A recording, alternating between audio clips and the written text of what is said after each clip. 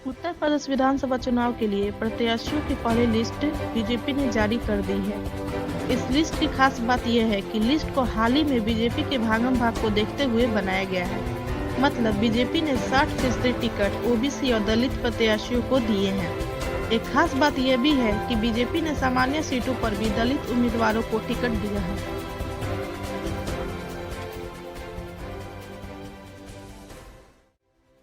नड्डा जी के नेतृत्व में माननीय प्रधानमंत्री जी की मार्गदर्शन में जो हमारी पार्लियामेंट्री बोर्ड बैठी, उसकी जो निर्णय हुआ है उसमें से 2 प्रमुख सीटों के बारे में आपके सामने सूचित कर रहा हूं।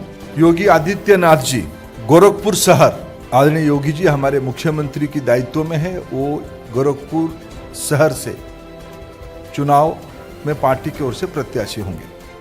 बीजेपी के पहली लिस्ट में 83 विधायक थे, जिसमें 63 विधायकों को टिकट मिली। वही सूची में बीजेपी ने 20 विधायकों के टिकट काटे। आज हमने जैसे 107 प्रत्याशी घोषणा किए, उसमें सिटिंग एमएलए 83 थे। हमने उसमें से 63 सिटिंग एमएलए को रिपीट किया है। हमने 20 स्थानों में उन मित्रों को अन्य कामों में एंगेज करने की तय किया है, 20 स्थानों पे बदला है। यानी लगभग घोषणा की 20% हम लोगों ने परिवर्तन अभी तक हो पाई है। पहली लिस्ट से बीजेपी ने खेली मास्टर स्ट्रोक। दरअसल बीजेपी उम्मीदवारों की पहली लिस्ट में ओबीसी के 44 उम्मीदवार हैं। इसके अलावा अनुसूचित जाति के 19 उम्मीदवारों को दिया गया टिकट। साथ ही बीजेपी ने पहली लिस्ट में 10 महिला को भी बनाया अपना उम्मीदवार। बीजेपी के आज घोषित 60% उम्मीदवार ओबीसी और अनुसूचित जाति से आते हैं। दरअसल हाल ही में कई ओबीसी और एसटी नेताओं ने छोड़ी बीजेपी। इससे योगी सरकार को चुनाव से पहले लगा झटका। बीजेपी ने इसकी भरपाई के लिए पहली लिस्ट में ओबीसी और एससी वर्ग को ज्यादा दी तरजीह। वहीं बीजेपी के दिग्गज भी मैदान में हैं।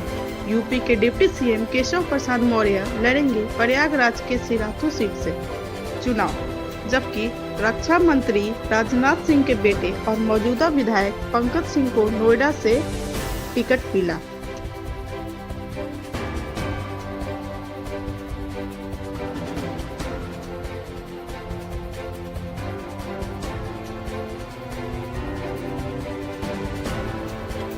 वहीं लोनी से नंद किशोर गुर्जर को दिया गया टिकट। गौतम बुद्ध नगर की तीनों सीटों पर मौजूदा विधायकों को मिला टिकट। इसके साथ ही आगे देखिए कौन कहां से होंगे प्रत्याशी।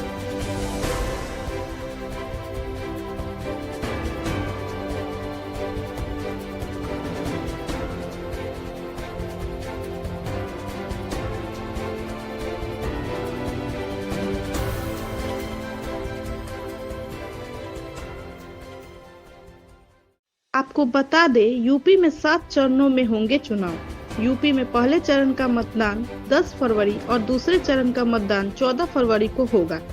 प्रदेश में 7वें चरण का मतदान 7 मार्च 2022 और 10 मार्च को होगी वोटों की गिनती। ऐसे ही विस्तार से खबरें जानने के लिए हमारे डेली वाइब्स चैनल को सब्सक्राइब करें, शेयर करें और लाइक करें।